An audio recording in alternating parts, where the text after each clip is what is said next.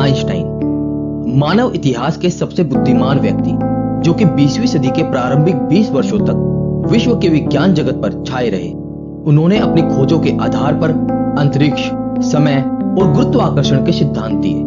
दोस्तों, वो इतने महान और लोकप्रिय इंसान थे कि जब भी वो बाहर घूमने निकलते तो लोग उन्हें सड़क पर रोककर उनके दिए गए सिद्धांत की व्याख्या पूछने लगते, जिसके चलते उन्होंने इस निरंतर पूछताछ से बचने का एक तरीका निकाला, जिसमें वो उन सब लोगों से कहते कि माफ कीजिए, मुझे लोग अक्सर प्रोफेसर आइंस्टाइन समझ लेते हैं, पर वो मैं नहीं हूं। दोस्तों, वो हमेशा कहते थे कि मेरे अंदर कोई खास गुण नहीं है, मैं तो केवल एक ऐसा व्यक्ति हूं जिसमें जिज्ञासा कूट कूट कर भरी हुई है।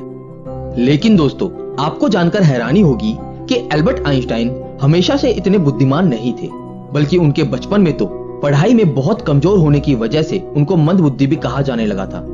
है ना यह कितनी हैरान कर देने वाली बात? लेकिन ये तो कुछ भी नहीं है, क्योंकि इसके अलावा भी बहुत ही ऐसी बातें हैं जिन्हें जानकर आप आश्चर्य से भर जाओगे। तो अगर आप सच में जानना चाहते हो कि कैसे एल्बर्ट आइंस्टाइन एक मंदबुद्धि बालक से सदी के सबसे जीनियस वैज्ञानिक बने, तो इस वीडियो को आखिर तक देखिए। नमस्कार दोस्तों, मेरा नाम है ध्रुव और आप देख रहे हैं दी ऑसम वर्ल्ड। दोस्तों, अगर आपने अभी तक इस चैनल को सब्सक्राइब नहीं किया है तो इसे सब्सक्राइब कर लीजिए और इसके साथ वाले बेल आइकन पर क्लिक जरूर कीजिए। दोस्तों, एल्बर्ट आइंस्टाइन का जन्म 14 मार्च सन 1879 को जर्मनी के एक यहूदी परिवार में हुआ था। उनके पिता का नाम हरमन आइंस्टाइन और माँ का नाम पोलिन आइंस्टाइन था। और दोस्तों, जब वो पैदा हुए थे तो उनके अंदर एक ऐसी अनोखी चीज थी जो उनको किसी भी और सामान्य बच्चे से अलग बनाती थी, क्योंकि उनका सिर किसी भी सामान्य बच्चे से कहीं ज्यादा बड़ा था। और जैसे जैसे वो थोड़े बड़े होने लगे तो उनको शुरू में बोलने में भी कठिनाई होती थी और लगभग 4 साल की उम्र तक एल्बर्ट आइंस्टाइन कुछ भी नहीं बोल पाए। मगर एक दिन जब वो अपने माता पिता के साथ रात के खाने पर बैठे थे तो उन्होंने अपनी 4 साल की चुप्पी तोड़ते हुए कहा, सूप बहुत गर्म है। अपने बेटे के इस तरह एकदम बोलने से आइंस्टाइन के माता पिता हैरान रह गए और बहुत खुश हुए। दोस्तों, बचपन में आइंस्टाइन को अपने उम्र के बच्चों के साथ खेलना बिल्कुल पसंद नहीं था और उन्होंने अपनी ही एक अलग दुनिया बना रखी थी, क्योंकि वो हमेशा पेड़ पौधों और इस ब्रह्मांड के बारे में सोचते रहते थे। उनके मन में हमेशा यह बात रहती थी कि आखिर ये दुनिया कैसे चलती है। दोस्तों, आइंस्टाइन के मन के अंदर विज्ञान के प्रति रुचि तब पैदा हुई जब उनकी उम्र 5 साल की थी और उनके पिता ने उन्हें एक मैग्नेटिक कंपास लाकर दिया था, जिसे देखकर आइंस्टाइन बहुत खुश हुए। लेकिन जब उस मैग्नेटिक कंपास की सुई हमेशा उत्तर दिशा की तरफ रहती तो उनके दिमाग में हमेशा ये सवाल आते थे कि ऐसा कैसे और क्यों होता है। दोस्तों, अपनी बोलने में होने वाली कठिनाई के कारण उन्होंने स्कूल जाना बहुत बाद में शुरू किया और आपको जानकर हैरानी होगी कि उन्हें स्कूल एक जेल की तरह लगता था, क्योंकि उनके अध्यापकों द्वारा पढ़ाई गई चीजें आधी अधूरी होती थी। वो समझने से ज्यादा किताबी ज्ञान को रटना सिखाते थे और इसीलिए वो अपने अध्यापकों से अजीब अजीब से सवाल पूछा करते थे, जिसकी वजह से आइंस्टाइन को अध्यापकों ने मंदबुद्धि भी कहना शुरू कर दिया था। और दोस्तों, बार बार मंदबुद्धि कहे जाने के कारण आइंस्टाइन को ये एहसास होने लगा कि उनकी बुद्धि अभी तक विकसित नहीं हुई है और इसीलिए एक बार उन्होंने अपने अध्यापक से पूछा कि मैं अपनी बुद्धि का विकास कैसे कर सकता हूँ। और इस सवाल पर अध्यापक ने एक लाइन में कहा, अभ्यास ही सफलता का मूल मंत्र है। दोस्तों, आइंस्टाइन के अध्यापक की ये बात उनके मन में घर कर गई और उस दिन से उन्होंने ये दृढ़ निश्चय कर लिया कि वो एक दिन सबसे आगे बढ़कर दिखाएंगे। और उस दिन के बाद आगे बढ़ने की चाह हमेशा उन पर हावी रहती थी। अगर पढ़ने में मन नहीं लगता था फिर भी वो किताब हाथ से नहीं छोड़ते थे। वो हमेशा अपने मन को समझाते और वापस पढ़ने लगते। और दोस्तों, कुछ ही समय में उनके अभ्यास का सकारात्मक परिणाम दिखाई देने लगा, जिसे देखकर उनके अध्यापक भी इस विकास से दंग रह गए और आगे चलकर उन्होंने अध्ययन के लिए गणित जैसे जटिल विषय को चुना। लेकिन दोस्तों, आर्थिक स्थिति कमजोर होने की वजह से उनकी आगे की पढ़ाई में थोड़ी समस्या हुई। दोस्तों, वो शौक और मौज पर एक पैसा भी खर्च नहीं करते थे। चलिए मैं आपको इस बात से जुड़ा एक बहुत मशहूर किस्सा उनके बारे में सुनाता हूँ। एक दिन की बात है जब बहुत तेज बारिश हो रही थी और एल्बर्ट आइंस्टाइन अपनी हैट को बगल में दबाए जल्दी जल्दी घर जा रहे थे और छाता ना होने के कारण वो भीग भी गए थे। तभी उन्हें रास्ते में एक सज्जन मिले, जिसने उनसे पूछा कि भाई, तेज बारिश हो रही है, हैट से सिर को ढकने के बजाय तुम उसे कोट में दबाकर चले जा रहे हो, क्या तुम्हारा सर भीग नहीं रहा है? दोस्तों, इस बात पर आइंस्टाइन ने कहा, भीग तो रहा है परंतु बाद में सूख जाएगा, लेकिन हैट गीला हुआ तो खराब हो जाएगा, और नया हैट खरीदने के लिए ना तो मेरे पास पैसे हैं और ना ही समय। दोस्तों, अपने कठिन परिश्रम और अभ्यास की मदद से आइंस्टाइन ने गणित और भौतिक विज्ञान में महारत हासिल कर ली। और दोस्तों, शिक्षा को लेकर उनका विचार था कि शिक्षा वो है जो आपको तब भी याद रहे जब आप सब कुछ भूल गए हो जो आपको याद था। और समय के साथ साथ वो इतने बुद्धिमान हो गए कि उन्होंने बहुत सारी अद्भुत खोज की। आज की दुनिया उनको थ्योरी ऑफ रिलेटिविटी यानी सापेक्षता के सिद्धांत और द्रव्यमान ऊर्जा समीकरण E=mc² के लिए जानती है। दोस्तों, उन्हें सैद्धांतिक भौतिकी और खासकर प्रकाश विद्युत उत्सर्जन की खोज के लिए सन 1921 में नोबेल पुरस्कार से भी सम्मानित किया गया। और सन 1952 में अमेरिका ने आइंस्टाइन को इजराइल का राष्ट्रपति बनने की पेशकश की, परंतु आइंस्टाइन ने उनका प्रस्ताव ये कहकर ठुकरा दिया कि वह राजनीति के लिए नहीं बने हैं। दोस्तों, उन्होंने दिखा दिया कि एक मंदबुद्धि लड़का भी अपनी मेहनत, लगन और परिश्रम के बल पर संसार में कुछ भी कर सकता है। दोस्तों, एल्बर्ट आइंस्टाइन इतने बुद्धिमान थे कि वो अपने माइंड में ही पूरी रिसर्च को सोचकर पूरा प्लान कर लेते थे, जो उनके लैब के प्रयोग से ज्यादा सटीक होता था। और इसीलिए एल्बर्ट आइंस्टाइन हिस्ट्री के सबसे जीनियस व्यक्ति कहलाए, और इसीलिए उनके जन्मदिन 14 मार्च को पूरी दुनिया में जीनियस डे के रूप में मनाया जाता है। लेकिन दोस्तों, एल्बर्ट आइंस्टाइन का यह मानना था कि प्रत्येक इंसान जिसने धरती पर जन्म लिया है वो जीनियस है, लेकिन यदि आप किसी मछली को उसकी पेड़ पर चढ़ने की योग्यता से जज करोगे तो वो अपनी पूरी जिंदगी यह सोचकर जिएगी कि वो मूर्ख है। दोस्तों, निजी गतिविधियों के कारण आइंस्टाइन को जर्मनी छोड़कर अमेरिका में शरण लेनी पड़ी। वहां उन्हें बड़े बड़े विश्वविद्यालयों ने अपने यहाँ आचार्य का पद देने के लिए आमंत्रित किया।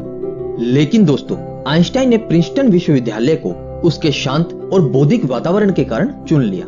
और जब आइंस्टाइन पहली बार प्रिंसटन पहुंचे तो वहां के प्रशासनिक अधिकारी ने उनसे कहा, आप प्रयोग के लिए आवश्यक उपकरणों की सूची दे दीजिए ताकि आपके कार्य के लिए उन्हें जल्दी ही उपलब्ध कराया जा सके। दोस्तों, इस बात पर आइंस्टाइन ने बड़ी ही सहजता से कहा कि आप मुझे केवल एक ब्लैक बोर्ड, कुछ चौक, कागज और पेंसिल दे दीजिए। यह सुनकर अधिकारी हैरान हो गया, और इससे पहले कि वह कुछ और कहता, आइंस्टाइन ने कहा, और हाँ, एक बड़ी टोकरी भी मंगा लीजिए, क्योंकि अपना काम करते समय मैं बहुत सारी गलतियां भी करता हूँ और छोटी टोकरी बहुत जल्दी रद्दी से भर जाती है। दोस्तों, आइंस्टाइन गलतियां करने से कभी नहीं डरते थे, बल्कि उनका कहना था कि जिस व्यक्ति ने कभी कोई गलती नहीं की उसने कभी कुछ नया करने की कोशिश नहीं की। दोस्तों, एल्बर्ट आइंस्टाइन बहुत अलग अलग तरह से प्रयोग करते थे। उनके प्रयोग करने का हर तरीका एक दूसरे से बहुत अलग होता था, क्योंकि वो कहते थे कि सबसे बड़ा पागलपन है एक ही चीज को बार बार करना और हमेशा अलग परिणाम की आशा करना। दोस्तों, अभी तक मैंने आपको एल्बर्ट आइंस्टाइन के बारे में वो सब बातें बताई जिससे पता चलता है कि वो कितने महान वैज्ञानिक थे। लेकिन दोस्तों, अब जो मैं आपको बताने जा रहा हूँ उसको सुन के आप चौंक जाएंगे, क्योंकि हमारे जीनियस नंबर 1 की याददाश्त कुछ खास अच्छी नहीं थी। उन्हें डेट्स और फोन नंबर्स याद रखने में बहुत मुश्किल होती थी। यहाँ तक कि जब एक बार आइंस्टाइन के एक सहकर्मी ने उनसे उनका टेलीफोन नंबर पूछा तो आइंस्टाइन पास रखी टेलीफोन डायरेक्टरी में अपना नंबर ढूंढने लगे। सहकर्मी चकित होकर बोला, आपको अपना खुद का टेलीफोन नंबर भी याद नहीं है?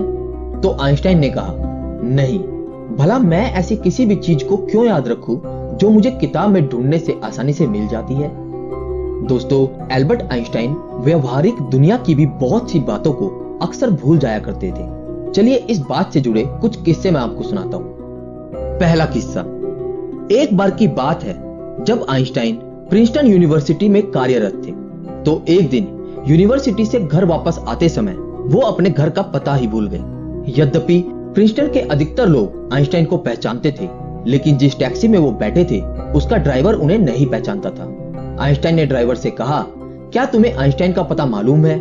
ड्राइवर ने जवाब दिया, प्रिंसटन में भला कौन उनका पता नहीं जानता। यदि आप उनसे मिलना चाहते हैं तो मैं आपको उनके घर पहुंचा सकता हूं। तब आइंस्टाइन ने ड्राइवर को बताया कि वो स्वयं ही आइंस्टाइन है और अपने घर का पता भूल गए हैं। यह जानकर ड्राइवर ने उन्हें उनके घर तक पहुंचाया और आइंस्टाइन के बार बार आग्रह करने के बावजूद भी टैक्सी का किराया नहीं लिया। दूसरा किस्सा, एक बार आइंस्टाइन प्रिंसटन से कहीं जाने के लिए ट्रेन से सफर कर रहे थे, लेकिन जब टिकट चेकर उनके पास आया तो वो अपनी टिकट ढूंढने के लिए जेबें टटोलने लगे और जेब में टिकट ना मिलने पर उन्होंने अपने सूटकेस को चेक किया और जब सूटकेस में भी टिकट नहीं मिला तो वो अपनी सीट के आसपास खोजने लगे। दोस्तों, टिकट चेकर आइंस्टाइन को अच्छी प्रकार से पहचानता था, इसलिए उसने कहा कि यदि आपकी टिकट गुम हो गई है तो कोई बात नहीं, मुझे विश्वास है कि आपने टिकट जरूर खरीदी होगी। और ये कहकर चेकर दूसरे यात्रियों की टिकट चेक करने लगा। लेकिन जब उसने देखा कि आइंस्टाइन अपनी सीट के नीचे अभी तक टिकट ढूंढ रहे हैं, तब चेकर ने फिर से उनसे कहा कि वो टिकट के लिए परेशान ना हो, उनसे टिकट नहीं मांगा जाएगा। लेकिन दोस्तों, चेकर की ये बात सुनकर आइंस्टाइन ने कहा, पर टिकट के बिना मुझे पता कैसे चलेगा कि मैं जा कहां रहा हूं। दोस्तों, 18 अप्रैल सन 1955 को महान वैज्ञानिक एल्बर्ट आइंस्टाइन की 76 साल की उम्र में अमेरिका के न्यू जर्सी शहर में मृत्यु हो गई। अपने पूरे जीवन काल में आइंस्टाइन ने सैकड़ों किताबें और लेख प्रकाशित किए। उन्होंने 300 से अधिक वैज्ञानिक और 150 गैर वैज्ञानिक शोध पत्र प्रकाशित किए।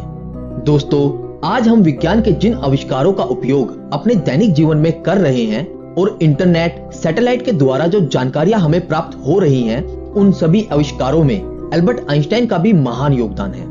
और यहाँ तक कि उनके दिए गए अनेकों सिद्धांतों की बदौलत ही आज नए नए आविष्कार संभव हो पा रहे हैं। लेकिन दोस्तों, आइंस्टाइन को अपने जीवन में सबसे ज्यादा दुख तब हुआ था जब उनके वैज्ञानिक आविष्कारों के कारण बाद में परमाणु बम का आविष्कार हुआ था, जिससे कि हिरोशिमा और नागासाकी जैसे नगर ध्वस्त हो गए थे।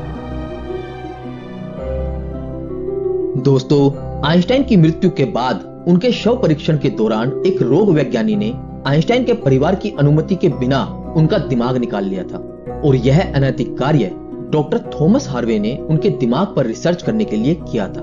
उसके बाद आइंस्टाइन का दिमाग 20 सालों तक एक जार में बंद रहा और सन 1975 में उनके बेटे हैंस की आज्ञा से उनके दिमाग को 240 भागों में बांटकर कई वैज्ञानिकों के पास भेजा गया, जिनको जांचने के बाद उन्होंने पाया कि उनके दिमाग में किसी भी आम इंसान से ज्यादा सेल्स मौजूद थे। तो दोस्तों, आज के लिए बस इतना ही। और अगर आप जानना चाहते हैं थॉमस एल्वा एडिसन और शहीद भगत सिंह के जीवन के बारे में, तो हमारी इससे पहले वाली वीडियो जरूर देखिए, जिनका लिंक आपको ऊपर एंड स्क्रीन पे और नीचे डिस्क्रिप्शन में मिल जाएगा। दोस्तों, अगर आपको वीडियो अच्छी लगी तो इसे लाइक और शेयर करना ना भूलें। Thanks for watching.